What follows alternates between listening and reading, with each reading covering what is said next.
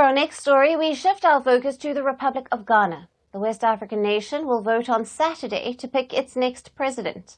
The presidential candidates and their parties rallied thousands of supporters across the country for their final campaigning before what is being predicted as a tightly contested election. On the one side, the ruling New Patriotic Party, or the NPP candidate, the current Vice President Mahamadu Bawumia, and on the other is the former president and opposition NDC party's flag bearer, John Mahama. Now, the two candidates are vying to succeed President Nana Akufo-Addo, who is stepping down at the end of 2 terms. The ruling NPP's candidate, Mahamadu Bawumia, is aiming to step into the president's shoes after 8 years as vice president. But the biggest challenge for him is a wave of anti-incumbency. The collapsing economy has tarnished his and his party's reputation. His biggest poll promises to create a digital economy with skills and training for 1 million youth in the country, and setting up of innovation hubs to support tech entrepreneurs. He says that the goal is to put a dent in the unemployment rate. When you come to the macro economy, what is clear is that notwithstanding the challenges we've had, we have performed better than the government of John Mahama across. No party in Ghana has ever won more than 2 consecutive terms since the country restored democracy in 1992. But the ruling NPP says it is determined to break this pattern by ensuring that it wins parliamentary and Bawumia in the presidency. Now, standing against him is the NDC's Mahama, who, much like America's Donald Trump, is hoping to make his way back into power. His campaign promise is to reset the economy. He says he will transform Ghana into a 24-hour economy with nighttime jobs in both public and private sectors. He has also promised to scrap some taxes to ease the cost of living crisis. Mahama also aims to make history by becoming Ghana's first Muslim president. But when Mahama was in office from 2014 to 2017, his government faced several corruption allegations, which led him to the failing to win a second term in 2017. He, however, dismissed them as politically motivated. Now, critics also raised doubts over his promises on the economy, and this is because Ghana plunged into an electricity crisis when he was in power. It is a defining moment for our nation. It is a choice between the Ghana we have today and the Ghana we want together.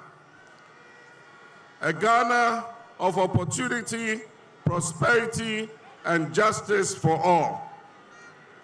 Our young people deserve to live in a Ghana where their voices are heard and their dreams can become reality. And this is why I'm committed to waging a relentless war on corruption. Operation Return All the Loot. This operation will be implemented with dedicated zeal to retrieve the stolen monies and properties for our country's development and for the benefit of our young people. At the heart of the 2024 election is Ghana's worst economic crisis. In 2022, Ghana plunged into a deep economic turmoil, and the situation continues to remain dire. Now, that year, the government defaulted on its debt repayments.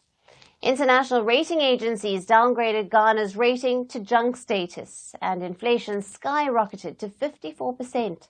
Public debt was at 72.3%, and the currency lost 70% of its value in the last 8 years. Now, this forced Ghana to secure a $3 billion bailout from the IMF. Since then, price rise in the country has been at its fastest rate in over 2 decades. Ghanaians have been hit hard in the pocket, with prices of essentials skyrocketing. Eggs and tomatoes were more than twice as expensive in February of 2024 as compared to the previous year. Now, other Ghanaian favorites also shot up, and wages could not keep pace. We actually need people or somebody who can tackle the very fundamentals of our economy. the unemployment, the inflation, the devaluation of our cedi. So this is the kind of person we need as a leader, and that is what has informed my decision to actually cast my vote coming Saturday. The next 4 years, I'm hoping to see Ghana in a higher place. Now, there's no need for us even to be traveling.